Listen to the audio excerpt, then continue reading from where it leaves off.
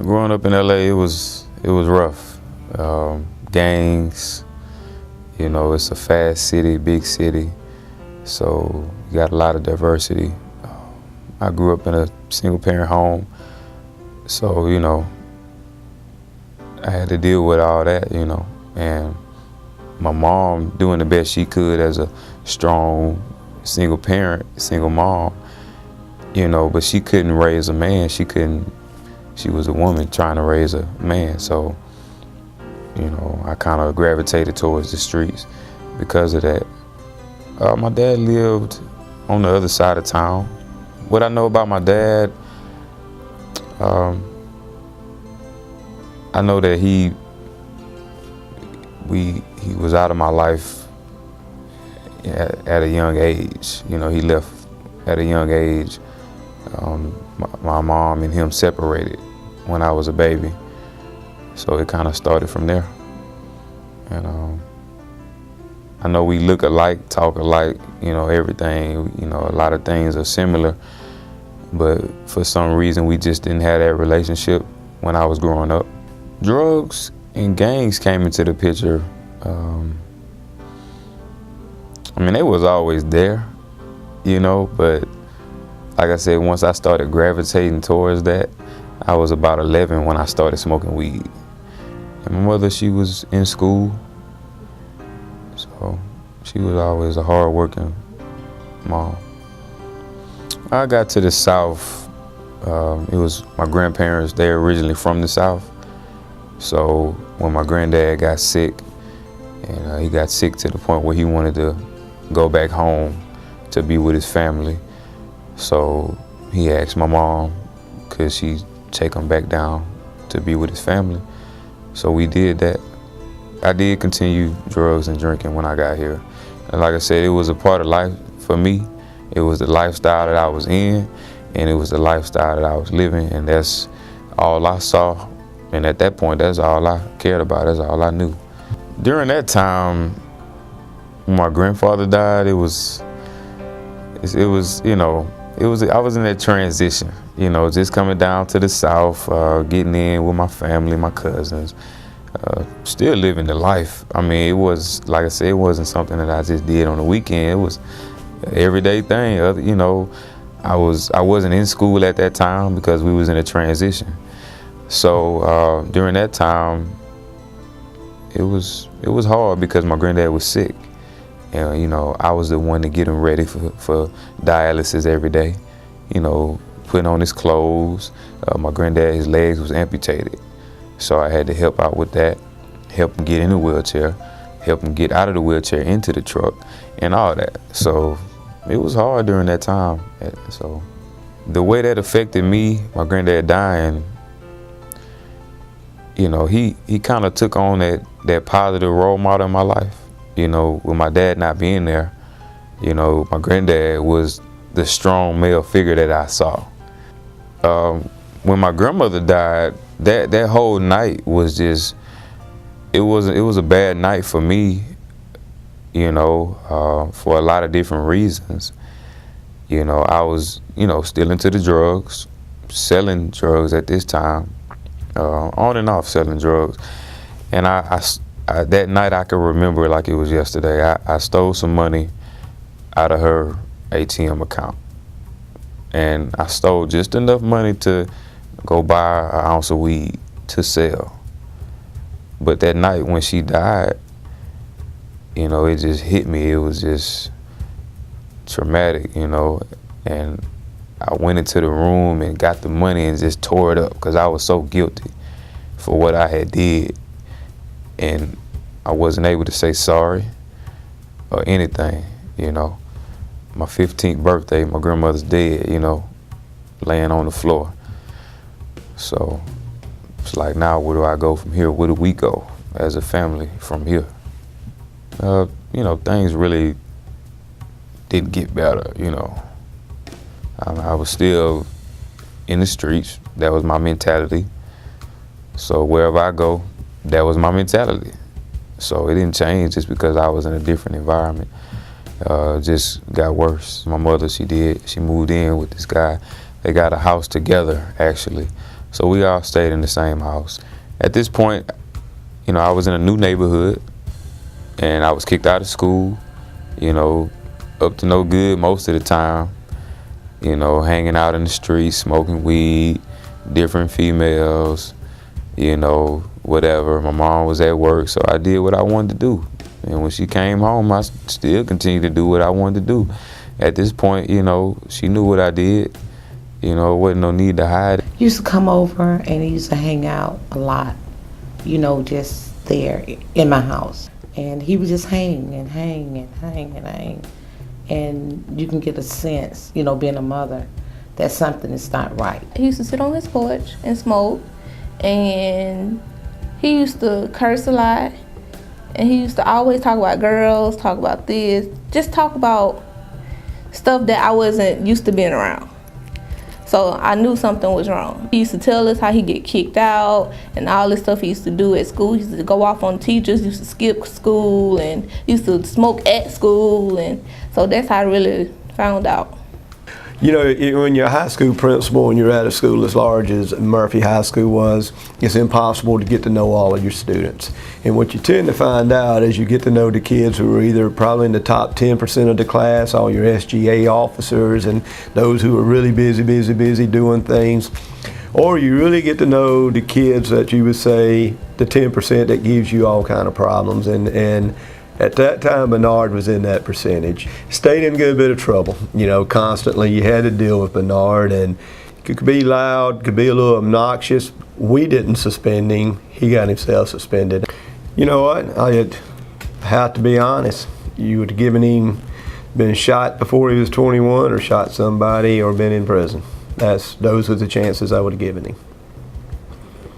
And that's hard to do as an administrator, because it's not that you're giving up on them, but you run out of ideas of how do you help this person. You know, he's not opening any doors for me to help. The only thing I remember actually praying was God get him to church, because I knew our church, and I knew if he just would have got there, he can't help but to change if he just would have got there and stayed there. I never like flat out invited him. I used to try to hint. And my best friend, don't even go to church, and not a Christian at all, said, you need to go to Tasha Church. Before I can even say anything, she was like, go to Tasha Church. So, but I got invited to church by a neighbor, somebody, you know, who was a friend. And he was like, okay, cool. When this person invited me to church, you know, I didn't know I needed God. I didn't know I needed to be saved. I didn't know a whole lot about that. So when this person invited me to church, I was like, well, y'all got some girls there? What did I think when I first saw Bernard in the church? Well, Bernard came in the church not for the church, because he later told me that he was there for the girls, really, and he looked like it. I mean, he was just that type of guy. And we had a lot of pretty girls in the church, so I could understand that he wasn't the first that did that. Church to me was just church. It was a place that you go, you know. And didn't really have a lot of good experiences with churches in the past, so I didn't have an idea of who God really was. When I went, I can honestly say that the pastor, he spoke some words that it felt like he was talking to me. You know, it just penetrated my heart. And at that moment, I realized that I needed to change. Then he came to the altar, and I think he was almost like mad. Why are you praying for me? You know, he was just Bernard. You know, he was just a guy that was that we're kind of used to doing inner city ministry. That, you know, hey, I'm here, but I don't want to be. So, but that's basically the way he was. That was a funny experience, because the first time I went to the altar, I just went up there for prayer. I didn't go up there to get saved. You know, I didn't even know I needed to be saved. I know I needed some prayer. I know I needed something. So I went up there to get prayer, and the guy, you know, asking me in front of the whole church, you want to get saved? And I was like, nah, man, you know, I just came up here to get prayer, you know. I ain't ready for that. I'm going to be honest with you. I ain't going to front or put on no, you know, I'm not going to lie to you. I'm not ready for that. So he prayed for me, and he respected that, and he respected my honesty, and then that was it. I kept going. I know that it took some time for me to get into it. Because I can remember one time the pastor joking with me on one occasion. You know, we met each other and he was like, man, you know, you ever gonna smile? You know, I never smile. I mean, because in the world, in the streets, you know, ain't nothing funny, ain't nothing to smile about, you know. You kind of got this mean mug on, so to speak, you know. Ain't nobody smiling, you know. So, but I had to lay all that down, you know. And I really, you know, had to let God get a hold of me. And I realized I needed to change. So, yeah, I did. I kept going. And eventually I saw God and I saw that I needed him. I did get saved. The next time I went up to the altar, I knew what I needed to do. You know, and it's like I think when he asked me did I want to get saved, it kind of started something in my heart to kind of, you know, hey, you need this. I think God did something in my heart because, you know, we don't choose him, he chooses us. So I think at that moment, he started something in my heart. And the next time I went up to the altar, I did get saved. My life did change. My life did change totally after that. You know, things wasn't perfect, but I know the drinking and the smoking and the sex with all kind of different girls, that stopped. You know, and I fully committed myself to God. And I said, okay, God, I know this is gonna be hard, but I'm giving myself to you. And I'm gonna try my best. So I turned away from all the things I was doing because I had been doing it for so long and I had been through so much in my life that if I'm gonna make a change, I'm gonna be for real and I'm not gonna play with God. I moved out at 18. You know, I was in a kind of sticky situation with my mom, and I was saved, but she wasn't. And at this point, she really didn't agree with my church. And she was like, well, either you stop going to that church or you gotta go. And it wasn't nothing wrong with the church, you know.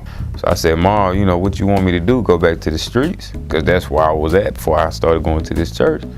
So I moved out. And I moved in with my godmother. And she, you know, she guided me, helped me, you know. He would sit at my dining room table and he would write.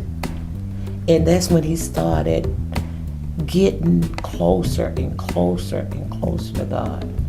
And when he would do his music, that's the first time I noticed. And you can see the physical change in it. You can see the physical change, that roughness and I'll bust you in your face and, you know, and stuff like that. And he just became, you know, softer, you know, not so thuggish, and would start listening to stuff instead of reacting. So. Then I moved in with another family from the church. My pastor set that up for me, and I graduated. So after we talked and prayed, and we talked to Pastor, we asked John if he wanted to come and stay with us. Well, this family that volunteered, the Brillhards that volunteered to take him in, they were missionaries by nature, but this was totally out of character, we thought, but to them it was so simple, or they couldn't do anything but this. You know, of course, it's a little obvious when you look at our family that we have some differences racially. Of course, probably one of the biggest issues was the hair. Of course, every teenage boy has issues with hair. But at that point, Bernard had braids. And if you know anything about braids, they've got to be redone every couple of weeks.